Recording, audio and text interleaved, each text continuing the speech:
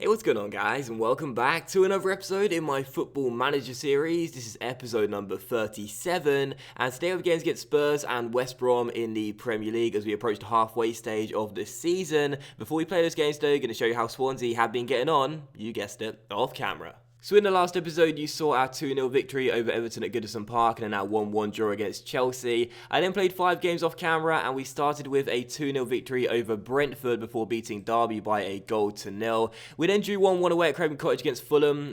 Callum Wilson came off the bench to score a last-minute equaliser for us and rescue a point. And then we beat Watford 1-0 away at Vicarage Road. Our last game was a 2-2 draw against Newcastle. Topsy-turvy game, this one in Wales. They took the lead, then we equalised, then we took the lead, then they equalised. And the game did finish as a draw. And right now in the Premier League, as you can see, 16 games have been played by all 20 teams, and we sit in 5th place with 30 points. Right now on a 9-game undefeated streak as well, which I do believe is our second longest undefeated streak of the entire series.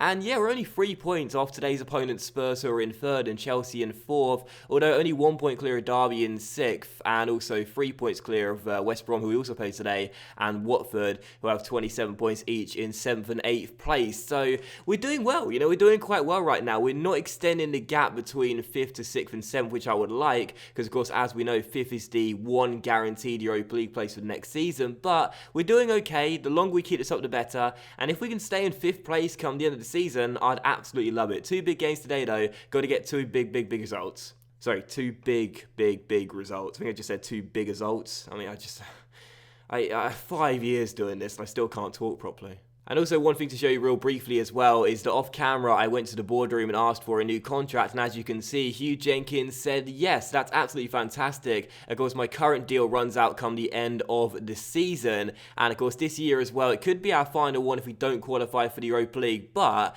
as Hugh Jenkins is about to give me a new contract, if we can get a 2 or 3 year extension, it does mean that even if we don't qualify for the Europa League come the end of the season, he may still want to keep me on for at least 1 more year and give me another chance. So very important piece of info there. I will be getting a new contract in the next few days, and hopefully we can get a 3 or 4 year extension, or even just a 2 year extension, and that'll make me a bit more secure here in Wales. And as we come into the first game of today's episode, then we do indeed take on Spurs here away at New White Hart Lane. This is the team we picked for the game, sticking with the 4-4-2 you guys are familiar with. Timo Horn starts in goal, back 4 of George, Marlon Vezo and Hugo Mayo. In midfield we have Sisto on the left, Mahrez on the right, who has been playing a little bit better late and scored in the last game as well, his first goal for Swansea. And in the middle, Sam Redmond and Rodrigo Bentancur. Up top together we have Barbosa and Esposito, and on the bench you have Berisha, Brooks, Davies, Joe Allen, Gylfi Sigurdsson, Jesse Lingard and Callum Wilson as well. Also one other thing to show you too is that Esposito did have some interest from quite a few clubs, minor interest from a few clubs,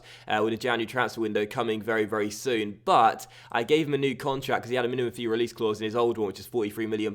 We got rid of it. He's now on 95 grand a week, so our most expensive player at the club. But the truth of the matter is, we had to keep him. Give him what he wants. That was my message to the chairman. Just give him what he wants. We need to keep him here, even if it's going to break our budget. But yeah, Esposito will be staying. Look at these stats. He's only 20 years old, and he's also a joint top scorer this year as well. So Esposito stays. Hopefully I'll be staying as well, and I'll still be here when he's hit his peak, and that'll be very nice. So first game against Spurs, despite being on a 9-game unbeaten streak, not too confident. As you can see, we've only won once against Spurs in the entire series. Every other game's been defeat other than one other, which was a draw too. So not feeling too confident despite the good run of form. Either way, let's hope for a big win, or at least just a point in this game, and show that we can finish in Europa League place come the end of the season, and our form against the big sides is starting to improve.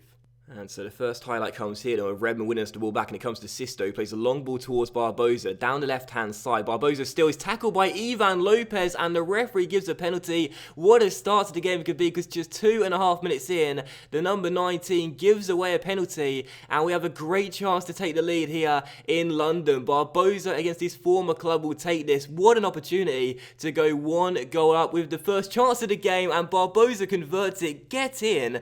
Maybe, just maybe. I don't want to jinx it, but our form against the bigger sides is starting to improve. Barbosa converts the penalty after he won it himself. That takes his goal tally to 7 for the season, I do believe, and the Brazilian gives us an early lead in the game. What a fantastic start, what a fantastic penalty. Spurs 0, Swansea 1, excellent stuff. Here's a chance for Spurs to get back on level terms though, with Eriksen finding Eric Dyer, and they're looking for some space, and Lamela gets onto the ball, plays it through towards Harry Kane, who finds the back of the net, beats Timo Horn at his near post, and it takes Spurs just 12 minutes to get back on level terms. Harry Kane fed through by Eric Lamela, and the English striker pops the ball into the top corner. He might have been just a fraction offside there, not entirely sure, but no one complained, so we won't either. Either way, good finish by Kane, 1-1, and Spurs already back on level terms. Our lead lasts for just 12 minutes. This is so familiar. And so the second half begins with us level at 1-1. I'd certainly take a draw in this game, but I do believe this game is for the taking if we really want to get all 3 points. So fortune might favour the brave, and with 30 minutes to go or so, I might go to attacking and see if we can win this game, as opposed to just settle for the draw. But saying that, Spurs have got a good chance here just after the restart of Dele Alli, finding Ivan Lopez down the right-hand side, plays it through towards Lamela, back towards the right-back Lopez, who crosses to the centre, and Harry Kane hits the post, but follows up his miss, and finds the back of the net for the second time. No, it's going to go down as an own goal from Ruben Vezo, actually, and Spurs do take the lead. 3 minutes after the restart, own goal from our new centre-back. I don't know how both him and Marlon lost him there in the 6-yard box, and then just a calamitous error from Ruben Vezo, popping the ball into the back of his own goal, and Spurs take the lead for the first time. This is just so familiar, man, seriously. It's like deja vu, you know, it really is. Whenever we face a big team, this always seems to happen. We start off quite well and sometimes take the lead, like in today's game, but we can never hold on to it. We can never ever hold on to a win against one of the really big sides in this league. So, gonna make a change here. I didn't really know who to take off, so I might take off Sam Redmond for Gylfi Sigurdsson, play Benteke as a deep lying forward, and have Siggy going forward himself a little bit, see if that'll work. Guess we'll have to wait and see. But still, so frustrating, man. Seriously, once again, taking the lead against one of the bigger sides, but not being able to hold on. And so 15 minutes to go as we trail by 2-1. Can we get back in the game here? Here's Sisto through towards Barbosa, who finds the back of the net, get in, and we are back on level terms with just over quarter of an hour to play. And it's Gabriel Barbosa with his second goal of the game. Kane's got a booking as well. Brilliant little ball through towards Sisto. Nice ball through towards Barbosa, who's well onside there. Not sure who that was playing him onside. It was Baragi, the left back. And it's 2-2. Well done, Barbosa. Just about to make a change here as well, but Spurs have a good chance to get themselves back in front. Kane takes it round his man and cuts inside. Horn makes the save, and then Son's shot is well blocked by Ben Davies. Well done, the left back. Still 2-2. Let's not throw away this priceless point. And that will do it then. Final score here at New White Hart Lane. Spurs 2, Swansea 2. And for the second game in a row, we have a 2-2 draw. And I'll certainly take that as well. So calmly, I'm going to tell them that they've done well to prove a lot of people wrong in avoiding defeat out there. How are you losing focus, for God's sake? We came back from 2-1 down to claim a point away at Spurs, and we never get anything against Spurs. What on earth are you talking about? Dear, oh dear, but still, we'll take the point, regardless if 3 players losing focus. We'll take the point, no doubt about that. It does keep us just 3 points behind Spurs, and now 2 points behind Chelsea, although they do have a game in hand. And yeah, draw is not a bad result whatsoever, so I will certainly take that. And as you can see, now 17 games into the league, having those 31 points, you know, I really do believe our form beginning to improve against the bigger clubs. This season, we should get into the Europa League. We really, really should. It's been a good first half of the season. Let's finish strong, get a good result against West Brom as well. Very good result there, and I'm pleased with that one. So here we go then. Hugh Jenkins is going to offer me a new contract right here. I'm not going to change any divisions whatsoever. I'm totally fine playing possession football, and I can't lower those expectations for the league, so I'm certainly not going to make them even stronger and say qualify for the Champions League. And I'm fine with the transfer budget as well, so we'll accept that current vision, and let's get into the contract negotiations then. They're giving me a 3-year extension, as we see here. I want to get the wage increased a little bit to make me a bit more financially secure and make me harder to sack, and I shall hope that they'll accept that, but I don't think they'll go up to 4 years. Let's wait and see. No, would they give me some more money? Come on, give me 4 years, Hugh. Give me 4 years, seriously. Okay, they do not believe in me at all. They don't want to give me a 4-year contract. You know what? I'll take a 3-year extension. That's totally fine with me. And there you go. So I'm going to accept a new contract then, a 3-year extension. And I have to say, I'm really hopeful now. 2-year extension. Oh, 2.5 years, I suppose. I'm really hopeful that now will be very hard to sack with the chairman. I feel as though with our wage getting increased, that's always quite important for managers. I should say for chairmen to not want to agree compensation when sacking you and relieving your duties early, and having the extension in terms of years as well. I do believe now that even though we do have to qualify for the Europa League come the end of the season, I feel as though, say we miss out and finish in 7th, but that's not good enough, or finish in 8th, for example, I still feel as though that possibly Hugh Jenkins will keep me on. So a new contract signed, happy with that, and hopefully I'll be a bit more secure here in South Wales. But the real question is, do I want to sign Daniele De Rossi and have him tutor Sam Redmond? Because I want Redmond's determination to go up to 20 like De Rossi's is, but his work rate might drop because currently Redmond's work rate is 19. So the real question is, do I sign De Rossi and get him tutoring Sam Redmond? It's a tough thing to consider because Redmond, I need to be the best he possibly can be. I don't want to see his work rate drop, but I want to see his determination get to 20. So, big question here. Should I get Redmond's determination to 20 but see his work rate drop to 18? Or should I leave it at 19 and 19 each? Not entirely sure. I think I'll delay and sleep on it. I'm so obsessed with tutoring, and making our young players the best they possibly can be. And Sam Redmond is like Swansea's pride and joy. Coming through the academy, he needs to be the best he possibly can be. I can't mess it up.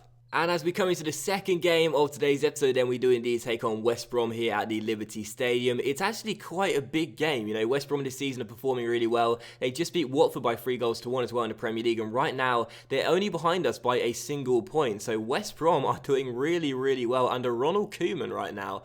And they've got a fairly decent side, I would say. It's a couple of good players in there, but I guess I'm still quite surprised at how well they've done. Either way, this is the team for the game then, sticking with the 4-4-2 and the same personnel. So once again, Timo Horn starts in goal, back for George, Marlon, Vazo and Mayo, and in midfield, Sisto on left, Mahrez on the right, Redmond and Benteke in the middle, and Barbosa, who scored 2 in the last game, and Esposito up top together on the bench, Parisha, Brooks Davies, Joe Allen, Gylfi Sigurdsson, Jesse Lingard, and Callum Wilson. So, second game of the episode, very, very big one, surprisingly so. Can we beat West Brom? Can we beat West Brom and claim a big 3 points and extend the lead over them to 4 points? Let's hope so. I'm actually quite surprised how well we've done as well without Gylfi Sigurdsson. He's on the bench right now and he's 30 years old. His role's becoming a little bit more limited as the seasons go by. We're doing okay with Siggy not being in our first 11 all the time. He's one of our best players, but right now he's not as indispensable as he was in the first couple of years. And so the first highlight comes here with Redmond playing it back towards George, and we pass out here from inside our own half. Sisto on the ball finds Benteke as we look for some white shirts. Esposito now on the ball, runs at defenders, plays a great ball through towards Barbosa, who hits the side netting, and it goes behind for a goal kick. Barbosa desperate to return to a really good goal scoring run of form, almost his third in 2, hit the side of the net though, and it's still 0-0. And here is the second highlight, and it'll come to West Brom with Jeffrey Schlupp on the ball. Plays it back towards Claudio Jacob, and Jacob finds Griggs inside towards Belanda. Great free ball towards Rodrigo, who fires the ball way over the bar. Good chance there for West Brom. They got inside. Rodrigo couldn't keep his shot down though, still goalless, but another highlight here. And it's Paulson who goes for goal and finds the back of the net. And West Brom take the lead 23 minutes in. Yusuf Paulson with the goal. Timo Horn beating his near post. Got to say, that happens quite a lot this season. Horn getting beat at his near post. And Paulson squeezes it in. It came to Belanda here, and as Paulson didn't get to the ball first, I thought we had enough white shirts to cover any kind of shot on goal, but obviously not.